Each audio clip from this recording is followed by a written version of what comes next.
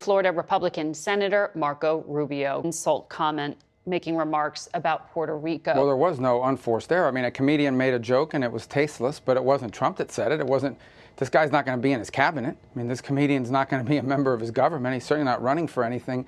It was a comedian who tells tasteless jokes all the time. I encourage everyone to, well, I guess watch segments of the Tom Brady roast and you'll see the kind of jokes he tells. He's an insult comic. But I think more relevant is the fact that the sitting president of the United States said out loud what most people in the Democratic Party and hierarchy believe, and that is that anyone who votes for Donald Trump is garbage, is a racist, is a hater, is a Nazi, as the vice president candidate of theirs has accused anyone who attended the Madison Square Garden rally. MSNBC was running images of Nazi rallies from Germany side by side with images from Madison Square Garden a week ago.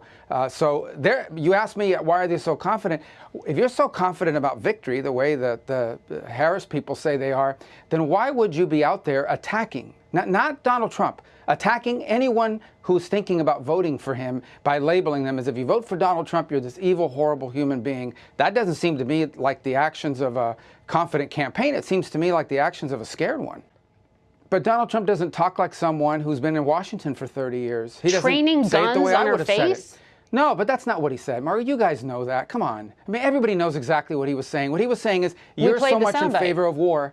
Yeah, you played a piece of the soundbite, because in another piece of it, he said he would give her a gun to go stand in conflict as well. You don't normally give a gun to someone that's going to be facing a firing squad, which is what much of the media made it sound like. The point he was making is not a new point. It is a point that has been made by people in both parties for decades, and that is, you're all for war, and it's easy to be for war when you're in some fancy building and you're safe and sound in Washington, D.C., Let's see how much you are for war when you yourself get deployed into combat. That's the point that he was making. That he uses language that maybe is not what we typically hear from someone that works at a think tank. Oh, fine. But I think it's truly not just unfair, it's egregious to see that reported the way that it was, along with other things that are out there. I've never seen such a concerted effort. Look, I've always believed there's bias because no one's unbiased, but I've never seen such a concerted effort like what I've seen, especially in the last 2 weeks, among multiple media outlets in this country, to, in some cases, breathlessly distort and lie about what's being said and to create and manufacture these gotcha moments against Donald Trump. I've never seen it before. It's over the top. Well, I'm confident in the security and integrity of the elections, and especially because we have strong systems across this country. It's spread across 50 states. That doesn't mean there aren't going to be problems. We saw problems earlier in the week in Pennsylvania, and they were resolved by a court where people were not being allowed in one county from accessing their on-demand mail ballot at the spot. There are going to be issues like that. They're being confronted at the front end, and those things are being looked at. Look, in the state of Michigan, we know now, and this is not me making it up, I can't believe it hasn't received more coverage, a Chinese national registered to vote and voted.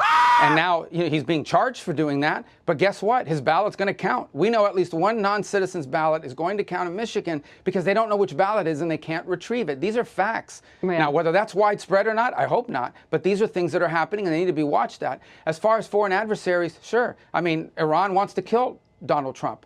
Iran, this has been fully documented. They are trying to kill Donald Trump. You talk about violent rhetoric. He's the only candidate in this race, and not because I wish this on anybody else, who's had not one but two assassination attempts against his life. Right. So of course we're all concerned about it, but his vote still counts. His vote will still be counted. Understood. I'm just trying to make clear here that there are systems, as you pointed to, massive and pervasive hacking by China of U.S. telecom companies is significant. Your colleague, Mark Warner, said it's the most significant breach he has ever seen in his entire time on the committee. It is an egregious, outrageous, and dangerous breach of our telecommunications systems across multiple companies. I'll leave it at that. I think as time goes on, we're going to learn more about it. Some of it will be made public. I think there's more that's still being gathered. It's a very serious situation that we face, and I think one that is quite threatening, maybe not directly to the election per se, but certainly to the national security of our country moving forward. It's a vulnerability that no one imagined or anticipated, but here it is.